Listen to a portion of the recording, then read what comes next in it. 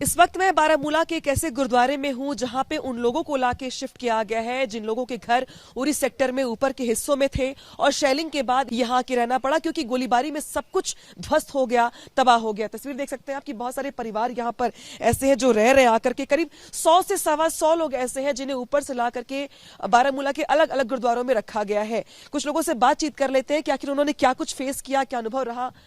कल आप लोग ऊपर मौजूद थे, शेलिंग कितने बजे शुरू हो गई और कब आप लोगों को निकलने का मौका मिला वहां से? रात को तो मौका नहीं मिला। रात को हमने ये सारी शेलिंग खुद मतलब झेली हुई है अपने परिवार के साथ। लेकिन जैसे ही शेलिंग थोड़ी कम हुई तो हमने सवेरे सबने प्लान बनाया कि हमें यहाँ से अगर अपने आप को बचाना है तो यहाँ से हमें मूव करना है। लेकिन हमारे पास कोई साधन नहीं था। एडमिनिस्ट्रेशन का साधन था हमारे मतलब पूरा, लेकिन हम वहाँ तक पहुँचे कैसे अपनी फैमिलीज अपना सामान वगैरह लेकर। फिर हमने कुछ लिफ्ट के लिए अपने कुछ गाड़ीज हायर की जो हम मतलब हमारे रोड मतलब घर से बिल्कुल थोड़ा सा रोड कनेक्टिविटी बिल्कुल थोड़ी नज़दीक है। वहाँ तक पहुँच कर हमने अपनी फैमिली से न कैसे करके पहुंचाया। फिर मेरी बात जो है यहाँ के गुरुद्वारे के जो सनी जी और जिनसे इनसे बात हुई, इन्होंने बोला कोई बात नहीं है, आप किसी चीज़ की चिंता ना करें, यहाँ हमारा फुली एकोमोडेशन है। तो हमें मतलब थोड़ा सा मन में इतनी थोड़ा सा तसल्ली मिल गई कि हमें अब अपना एक परिवार वहाँ पे मिल गया जिनसे मतलब यहाँ पे जब हम पहुँचे तो हमें इनकी तरफ से हम कैसे शुक्रिया अदा तो करें इस हालात में। लेकिन हमारी फैमिली पूरी है। कितने परिवार आप लोग वहां से निकल करके आए? 30 से 40 परिवार तो हम आ गए, निकल के आ गए। हम यहाँ पहुँच गए हैं। इस वक्त बच्चे औरतें वगैरह अंदर हैं, तो हम ये बच्चे और महिलाएं भी हैं, सब पूरा परिवार के साथ हम आए हुए। ऊपर जाने की हालत तो भी है नहीं फिलहाल तो बात इसी के तो नहीं ऊपर जाने की हालत में। अभी यहाँ पे कुल कितने परिवार रह रहे हैं? कितने लोगों को आप लोगों ने वहां से इसको रेस्क्यू ही बोलेंगे, रेस्क्यू करके आप लोग यहाँ पे लेकर के आए हैं?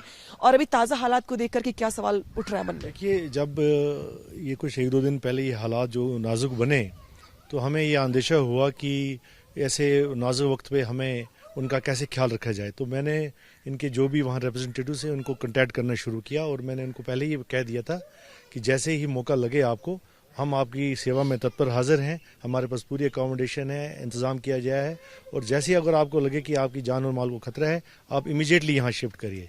और अभी तक हमारे पास कम से कम कोई 150 आदमी यहाँ हमारे पास आ चुका है।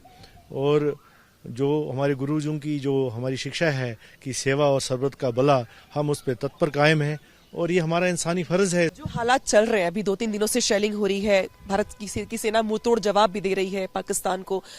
लेकिन रहायशी इलाकों को टारगेट करना, मतलब जहां पे फैमिलीज रह रही है, ये दिखाता है कि पाकिस्तान बौखलाया हुआ है, डरा हुआ है। जी देखिए, ये एक तो वेरी बड़ा ही लॉजिकल सवाल है आपका। तो ये तो वो बेहतर जानते हैं कि उनके मन में क्या है, बट मेरा ये मानना है कि अगर आप मासूम लोगों के घर अटैक करते हैं, ये कायरतापूर्ण एक एक्शन है, ऐसा होना नहीं चाहिए। जैसे कि मैं आपको बता दूं, अगर हम पुंछ की बात करें तो कुछ दिन पहले आपको भी मालूम है कि हमारे गुरुद्वारा साहब के आसपास अटैक हुआ जिसमें हमारे 4-5 सिख भाई बहन शहीद हो गए। तो हम उसकी भी बहुत निंदा करते हैं। हमने कल भी ये कहा है कि हम पूरी हमारी एक अलायंस है डीजीपीसी कश्मीर की और अपनी तरफ से हम इस बात की कठोर शब्दों में निंदा करते हैं। और आजकल के ज़माने में जहां ऐसी टेक्नोलॉजी डेवलप हो चुकी है कि जहां आपको प्रिसीशन टेक्नोलॉजी हम जिसको बोलते हैं कि कहाँ मिसाइल गिरनी है और अगर वो गुरुद्वारे के पार या उसके आसपास गिरती है तो हम सोचते हैं ये कैलकुलेटेड डेलिब्रेट अटैम्प्ट है। और हमारी गवर्नमेंट से अपील है कि ये हाईएस्ट इंटरनेशनल फोरम्स पे, हाईएस्ट डिप्लोमेटिक लेवल या मिलिट्री लेवल पे इसकी कंप्लीट दर्ज होनी चाहिए।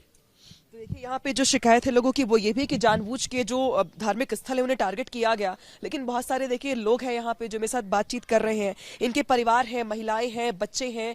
करीब 100 से 150 लोग ऐसे हैं जिनको उरी सेक्टर ऊपर से गांव जो बसे हुए छोटे छोटे वहां से नीचे लाया गया है।